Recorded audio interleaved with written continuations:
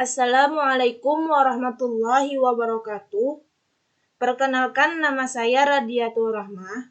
Saya dari Universitas Islam Kalimantan Muhammad Arsyad Al-Banjari, Fakultas Studi Islam, Program Studi Pendidikan Guru Madrasah Ibtidaiyah.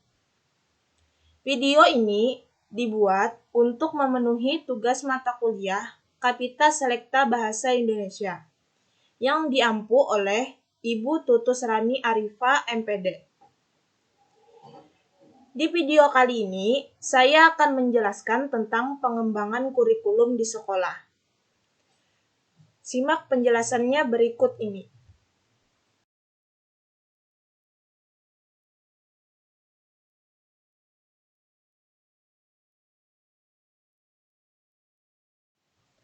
Pengertian pengembangan kurikulum di sekolah.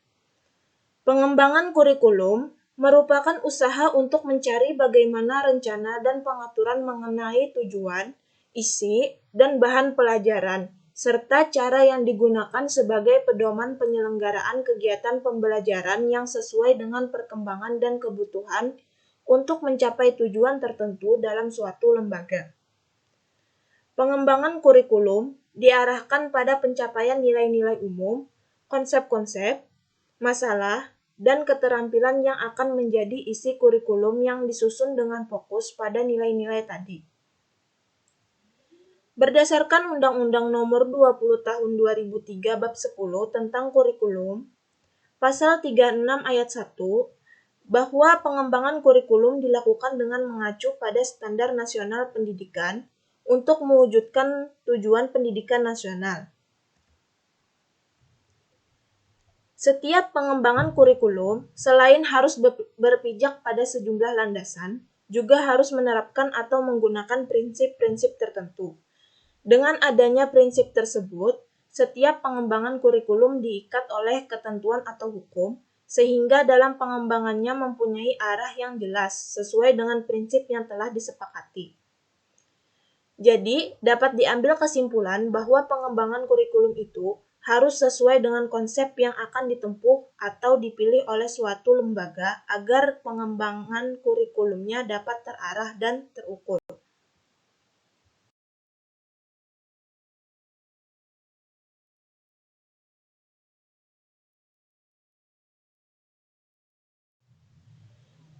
Tujuan pengembangan kurikulum di sekolah.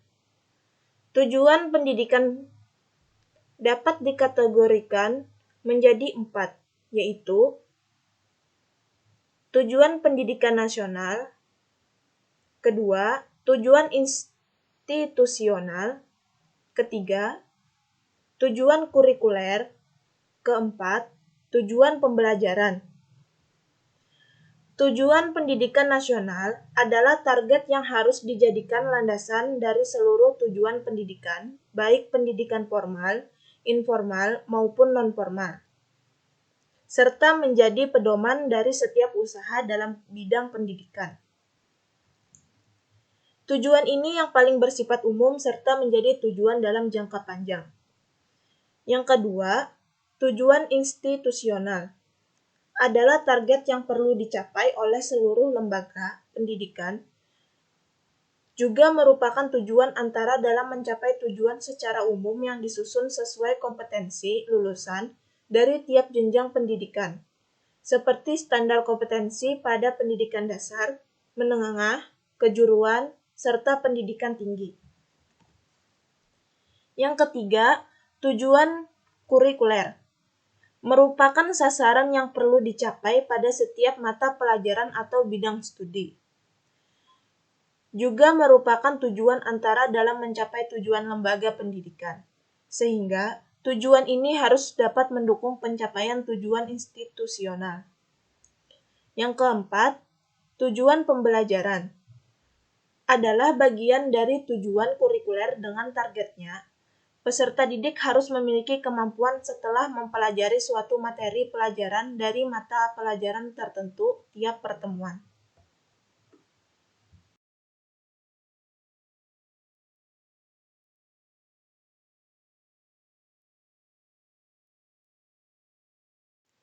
Fungsi pengembangan kurikulum di sekolah.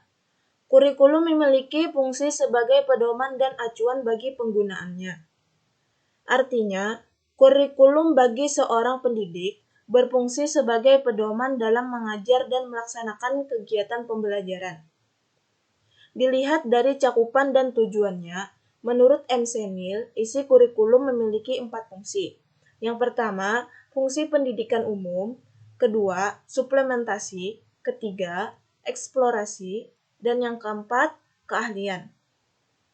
Fungsi pendidikan umum yaitu fungsi kurikulum untuk mempersiapkan peserta didik agar mereka menjadi anggota masyarakat yang bertanggung jawab sebagai warga negara yang baik dan bertanggung jawab. Kurikulum harus memberikan pengalaman belajar kepada setiap peserta didik agar mampu menginternalisasi nilai-nilai dalam kehidupan, memahami setiap hak dan kewajiban sebagai anggota masyarakat dan makhluk sosial. Dengan demikian, fungsi kurikulum ini harus diikuti oleh setiap siswa pada jenjang dan level atau jenis pendidikan manapun. Yang kedua, suplementasi. Setiap peserta didik memiliki perbedaan baik dilihat dari perbedaan kemampuan, perbedaan minat maupun perbedaan bakat. Kurikulum sebagai alat pendidikan seharusnya dapat memberikan pelayanan kepada setiap siswa sesuai dengan perbedaan tersebut. Pengembangan kurikulum artinya peserta didik yang memiliki kemampuan di atas rata-rata harus terlayani untuk mengembangkan kemampuannya secara optimal. Sebaliknya, siswa yang memiliki kemampuan di bawah rata-rata juga harus terlayani sesuai dengan kemampuannya. Yang ketiga, fungsi eksplorasi. Memiliki makna bahwa kurikulum harus dapat menemukan dan mengembangkan minat dan bakat masing-masing siswa. Melalui fungsi ini, siswa diharapkan dapat belajar sesuai dengan minat dan bakatnya, sehingga memungkinkan mereka akan belajar tanpa adanya paksaan. Namun demikian, proses eksplorasi terhadap minat dan bakat siswa bukan pekerjaan yang mudah. Ada kalanya terjadi pemaksaan dari pihak luar, misalnya para orang tua, yang sebenarnya anak tidak memiliki bakat dan minat terhadap bidang tertentu. Mereka dipaksa untuk memilihnya hanya karena alasan-alasan tertentu yang sebenarnya tidak rasional. Oleh karena itu, para pengembang kurikulum mesti dapat menggali rahasia keberbakatan anak yang kadang-kadang tersembunyi. Yang keempat, keahlian.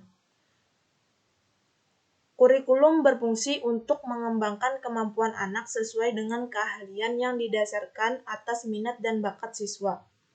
Dengan demikian, kurikulum harus memberikan pilihan berbagai bidang keahlian, misalnya perdagangan, pertanian, industri, atau disiplin akademik, yang bertujuan agar peserta didik memiliki keterampilan-keterampilan sesuai dengan bidang spesialisnya. Untuk itu, pengembangan kurikulum harus melibatkan para spesialis untuk menentukan kemampuan apa yang harus dimiliki setiap siswa dengan bidang keahliannya.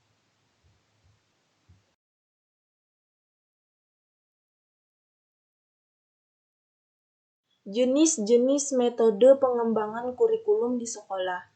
Pertama, metode kurikulum yang berorientasi pada tujuan.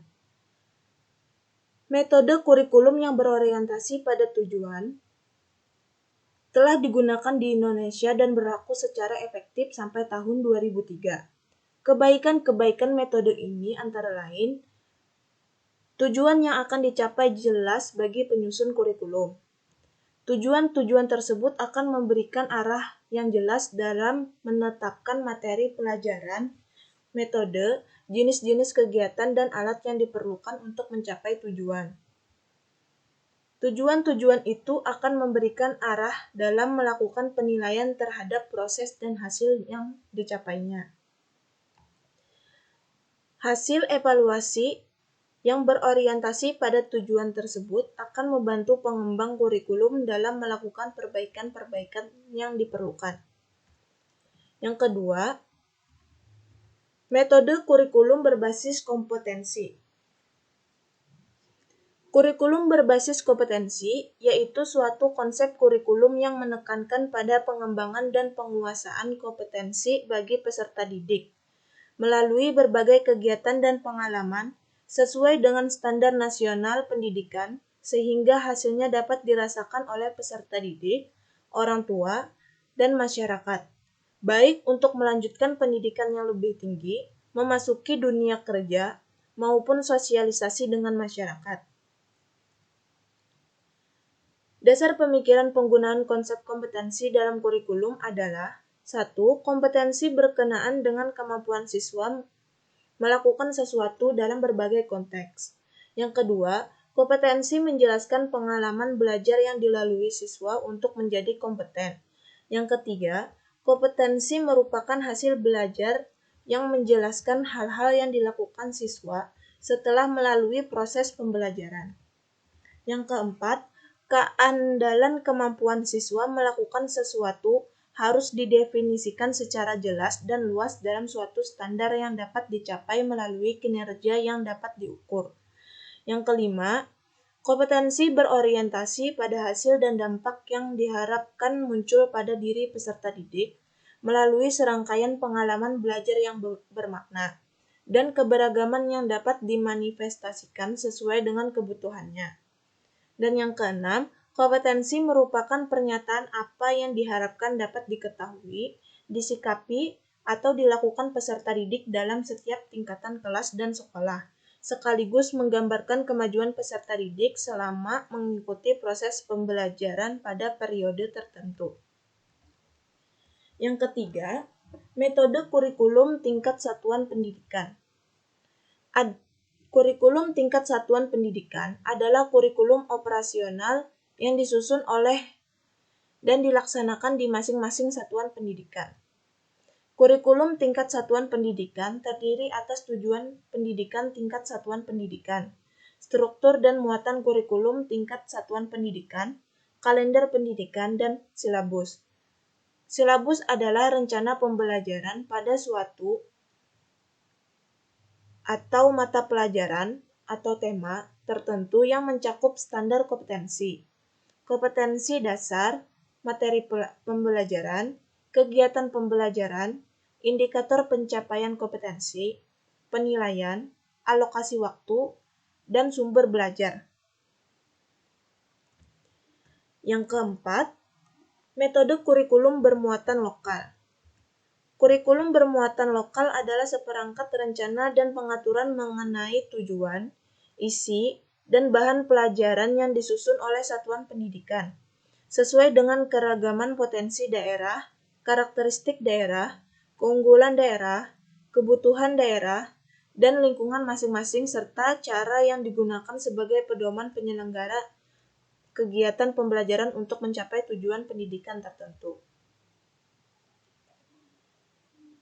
Yang kelima, metode kurikulum berorientasi kecakapan hidup. Pengembangan kurikulum yang berorientasi kecakapan hidup harus menggambarkan aspek-aspek. Yang pertama, kompetensi yang relevan untuk dikuasai peserta didik. Yang kedua, materi pembelajaran sesuai dengan tingkat perkembangan peserta didik. Yang ketiga, kegiatan pembelajaran untuk menguasai kompetensi. Yang keempat, fasilitas, alat, dan sumber belajar yang menunjang dan memadai. Dan yang kelima, kompetensi yang dapat diaktualisasikan dalam pola kehidupan peserta didik sehari-hari. Kecakapan hidup akan memiliki makna yang luas apabila kegiatan pembelajaran yang dirancang memberikan dampak positif bagi peserta didik dalam membantu memecahkan problematika kehidupannya.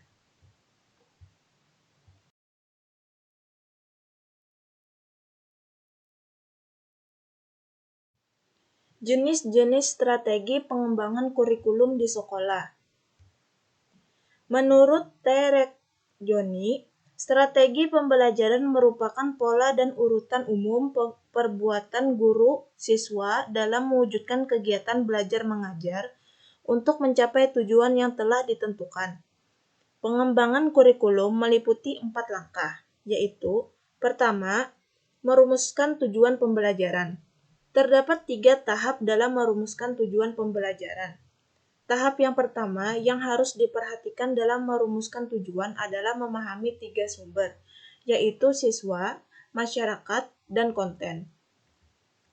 Tahap kedua adalah merumuskan tentatif general objektif atau standar kompetensi dengan memperhatikan landasan sosiologi. Kemudian diskren melalui dua landasan lain dalam pengembangan kurikulum, yaitu landasan filosofi, pendidikan, dan psikologi belajar. Dan tahap terakhir adalah merumuskan pre-case education atau kompetensi dasar. Langkah yang kedua, merumuskan dan menyeleksi pengalaman-pengalaman belajar. Dalam merumuskan dan menyeleksi pengalaman-pengalaman belajar, dalam pengembangan kurikulum harus memahami definisi pengalaman belajar dan landasan psikologi belajar. Pengalaman belajar merupakan bentuk interaksi yang dialami atau dilakukan oleh siswa, yang dirancang oleh guru untuk memperoleh pengetahuan dan keterampilan. Pengalaman belajar yang harus dialami siswa sebagai learning activity menggambarkan interaksi siswa dengan objek belajar. Yang ketiga, mengorganisasi pengalaman belajar. Pengorganisasi atau desain kurikulum diperlukan untuk memudahkan anak didik untuk belajar. Dalam pengorganisasian kurikulum, tidak lepas dari beberapa hal penting yang mendukung, yakni tentang teori, konsep, pandangan tentang pendidikan, perkembangan anak, dan kebutuhan masyarakat. Langkah yang terakhir, mengevaluasi kurikulum. Langkah terakhir adalah pengembangan kurikulum evaluasi. Evaluasi adalah proses yang berkelanjutan di mana data yang terkumpul dan dibuat pertimbangan untuk tujuan memperbaiki sistem. Evaluasi yang seksama adalah sangat esensial dalam pengembangan kurikulum. Evaluasi dirasa sebagai suatu proses membuat keputusan, sedangkan riset sebagai proses pengumpulan data sebagai dasar pengambilan keputusan. Perencana kurikulum menggunakan berbagai tipe evaluasi dan riset. Tipe-tipe evaluasi adalah konteks, input, proses, dan produk. Sedangkan tipe-tipe riset adalah aksi, deskripsi, historical, dan eksperimental. Di sisi lain, perencana kurikulum menggunakan evaluasi formatif atau proses atau progres dan evaluasi sumatif atau outcome atau produk.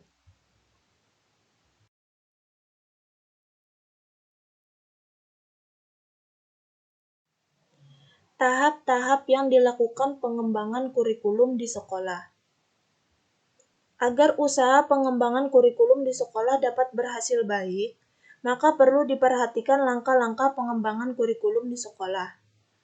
Tahap-tahap itu mencakup melakukan penilaian umum tentang sekolah, seperti dalam hal apa sekolah itu lebih baik atau lebih rendah mutunya daripada sekolah lain. Kesenjangan apa yang terjadi antara kenyataan dengan apa yang diharapkan berbagai pihak, serta sumber-sumber apa yang tersedia atau tidak tersedia. Kalau kita rinci, dapat kita sajikan dengan berikut. Pertama, selidiki berbagai kebutuhan sekolah, antara lain kebutuhan siswa, kebutuhan guru, dan kebutuhan akan perubahan dan perbaikan.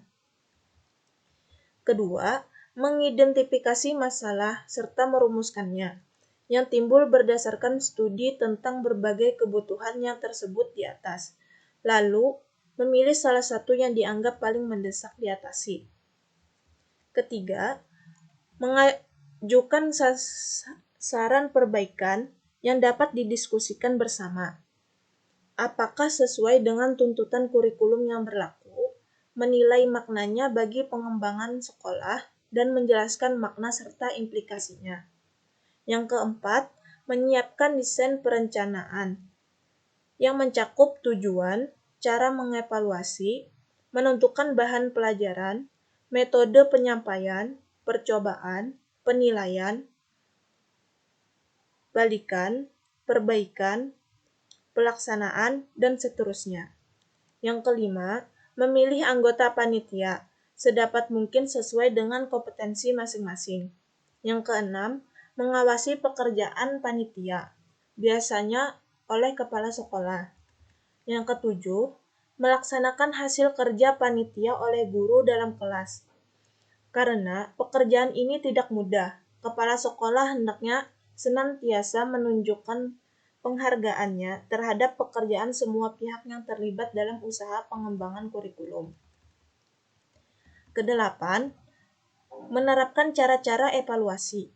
Apakah yang direncanakan itu dapat direalisasikan?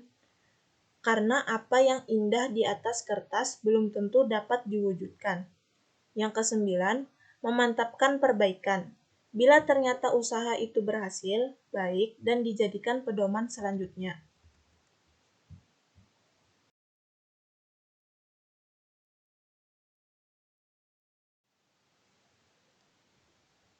Hubungan komunikasi secara efektif dengan pengembangan kurikulum di sekolah. Dengan menguasai dan mengembangkan beberapa strategi serta teknik berkomunikasi secara otomatis akan meningkatkan kemampuan untuk berhubungan dengan berbagai macam orang. Seorang pendidik bisa menciptakan dan mengembangkan komunikasi yang efektif. Dalam komunikasi pendidikan, seorang pendidik harus mempunyai komunikasi pribadi yang baik, karena ini akan berpengaruh untuk menciptakan hubungan yang harmonis. Seorang pendidik juga harus mempunyai peranan yang penting untuk bisa mengendalikan kondisi yang sehat, karena merupakan tolak ukur keberhasilan. Bahasa tubuh mereka bagian yang sangat penting dalam komunikasi manusia, yang merupakan bagian komunikasi nonverbal untuk dapat menyampaikan pesan-pesannya sendiri. Kita bahkan bisa memahami maksud komunikasi seseorang melalui bahasa tubuhnya. Hal lain yang penting dari bahasa tubuh dalam komunikasi umumnya dan komunikasi antar pribadi khususnya adalah membantu efektivitas komunikasi kita. Mendengarkan dan berbicara merupakan hal yang utama dalam berkomunikasi secara interpersonal. Pendengar aktif adalah mendengar untuk mengerti apa yang dikatakan di balik pesan itu. Apabila terjadi kekurangan dalam proses mendengarkan, maka yang terjadi adalah ketidakmengertian bahasa yang digunakan dalam menerjemahkan pesan yang disampaikan. Kurangnya waktu untuk menerjemahkan pesan dalam bentuk kata-kata, atau mengabaikan isyarat nonverbal yang mengiringi pesan verbal.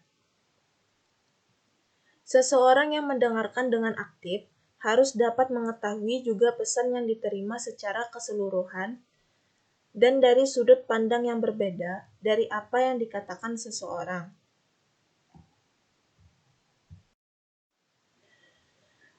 Mungkin itu saja yang dapat saya sampaikan. Salah hilap mohon maaf. Assalamualaikum warahmatullahi wabarakatuh.